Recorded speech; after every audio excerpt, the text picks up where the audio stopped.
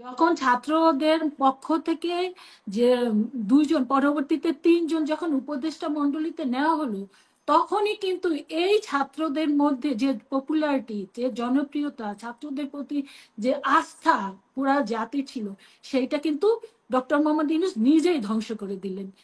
আরেকটা হলো সংস্কার সংস্কার বলছে।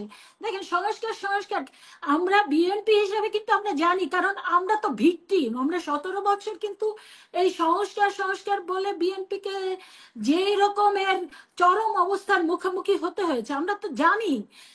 রাজনীতিবিদরা কিন্তু সুদূর প্রসারী চিন্তা করে, সুদূর প্রসারী চিন্তা করতে পারে, যেটা সাধারণ জনগণ করতে পারে না। সেই কারণে আমরা কিন্তু বুঝি যে সংস্কারের নামে কি করছে। আরে ভাই, আমাদের সময় নিতে কোনো আপত্তি নাই, কিন্তু আমরা জানি এই সময় নেওয়ার মধ্যে দিয়ে এই জাতিকে আবার যে ভয়ঙ্কর অবস্থার মধ্যে নিয়ে যাচ্ছে, সেটা কিন্তু আমরা বুঝতে পারছি। সেইটাই আমরা জাতিকে বুঝাতে চাচ্ছি। আমরা কিন্তু ডে 1 প্রথম থেকে কিন্তু রোড ম্যাপ চাচ্ছি।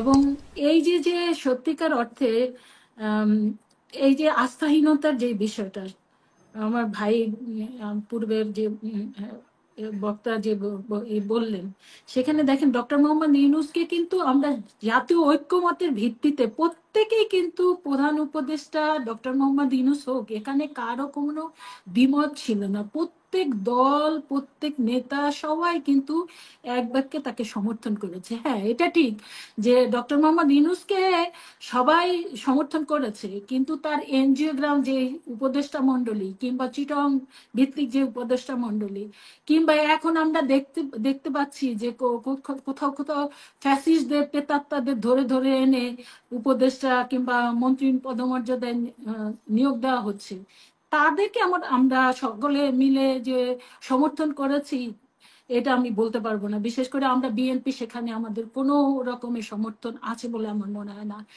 কিন্তু তারপরেও ডক্টর মোহাম্মদ ইউনূসের প্রতি যেহেতু আমাদের প্রত্যেকেরই আস্থা আছে, তিনি শুধুমাত্র আমাদের দেশের গর্ব না, তিনি এই পৃথিবী মানে সারা বিশ্বের গর্ব। সেই কারণে তার প্রতি তো আমাদের আস্থা ছিল, কিন্তু সেই আস্থাহীনতা কিন্তু তিনি নিজেই নিজে খর্ব করেছেন।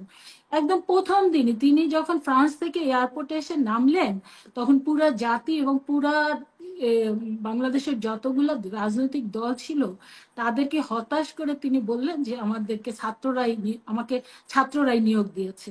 সেটা কিন্তু রাজনৈতিক দলগুলোকে তিনি অপমান করেছেন, কিংবা রাজনৈতিক দলগুলোকে তিনি হতাশ করেছেন।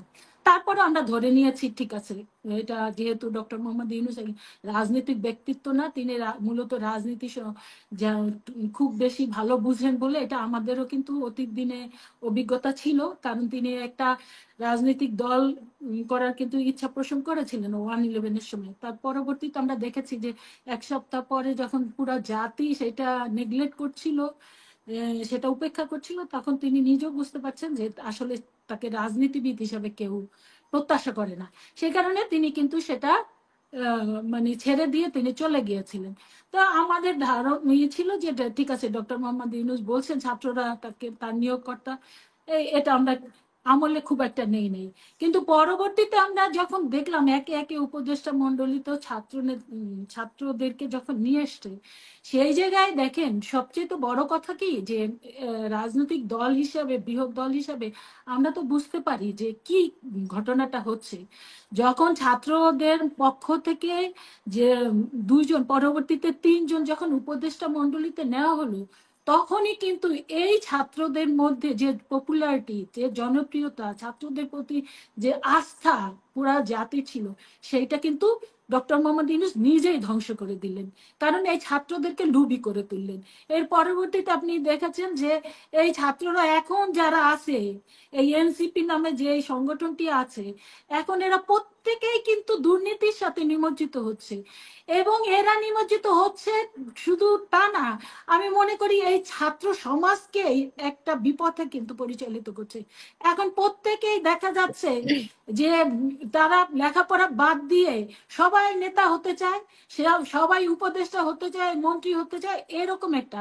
এবং এই যে এনসিপির যারা আছে, তাদের কারো কারো যন্ত্রণায় এই বিভিন্ন জেলায় জেলায় ডিসি, এসপি এবং সচিবালয় প্রত্যেকটা মন্ত্রণালয়ে গিয়ে তারা বসে থাকে এবং তাদের নির্দেশে।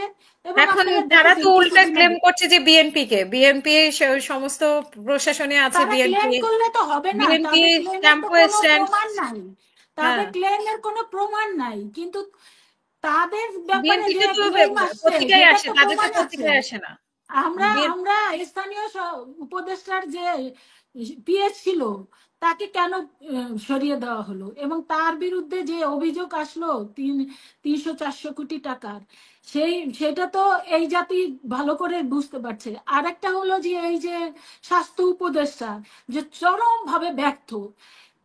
দেখেন, এই ডক্টর মোহাম্মদ ইউনূসের প্রধান উপদেষ্টা হবার পরে কিংবা এই অন্তর্বর্তীকালীন সরকার ক্ষমতায় আসার পরে প্রথম যে কাজটি করা দরকার ছিল, সেই কাজটি হলো যে এই জুলাই আগস্টে মাত্র 36 দিনে প্রায় 2000-এর মতো যে ছাত্র জনতা যে নির্মম ভাবে শহীদ হলো, তাদের একটা মানে সেই সমস্ত পরিবারকে সর্বাত্মক সহযোগিতা দেওয়া দরকার ছিল।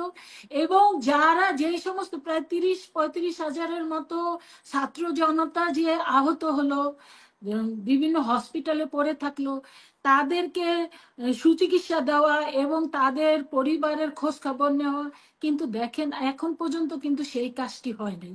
আমি এখানে মানে আপনি বলতে পারেন যে আপনি কি করে জানলেন, এটা আমি এই কারণে খুব ভালো করে জানি।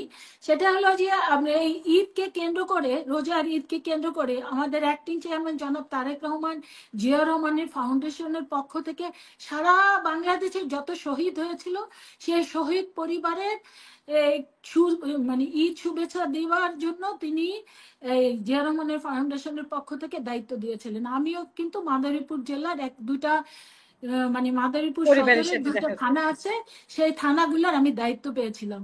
এবং সেখানে গিয়ে আমার দুইটা থানার 9 জনের মতো শহীদ হয়েছে, সেই পরিবারগুলোতে যে আমি দেখতে পেলাম যে কি করুণ অবস্থায় তারা জীবনযাপন করছে।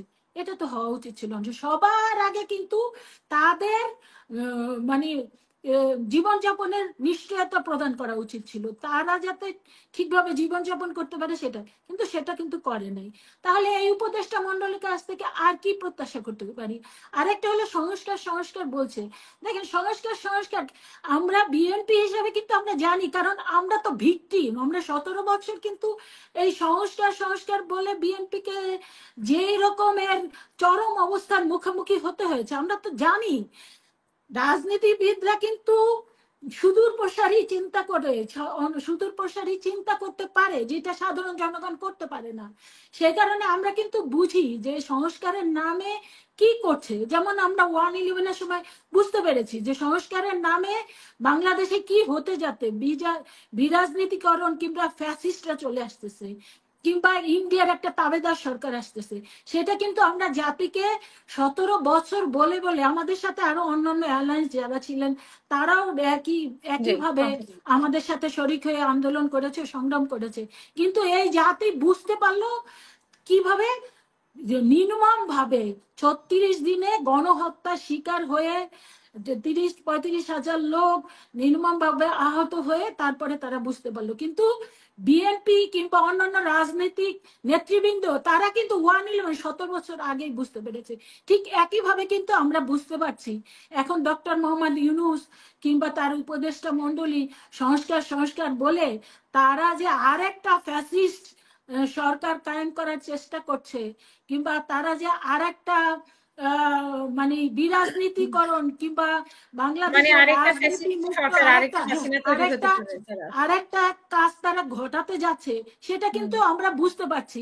কিন্তু জাতিকে বুঝানো, যেমন এখানে দুইজন দর্শক প্রশ্ন করছিলেন, একজনের প্রশ্নের উত্তর আরেকজনে দিয়ে দিয়েছে, কিন্তু প্রথম জনের প্রশ্ন আমি প্রথম দিকে শুনি নাই, কিন্তু শেষটুকু শুনে যেটুকু ভাবছি, বলতেছে বিএনপি কে সময়। আরে ভাই, আমাদের সময় নিতে কোনো আপত্তি নাই, কিন্তু আমরা জানি এই সময় নেওয়ার মধ্যে দিয়ে এই জাতিকে আবার যে ভয়ঙ্কর অবস্থার মধ্যে নিয়ে যাচ্ছে সেটা কিন্তু আমরা বুঝতে পারছি। সেইটাই আমরা জাতিকে বুঝাতে চাচ্ছি।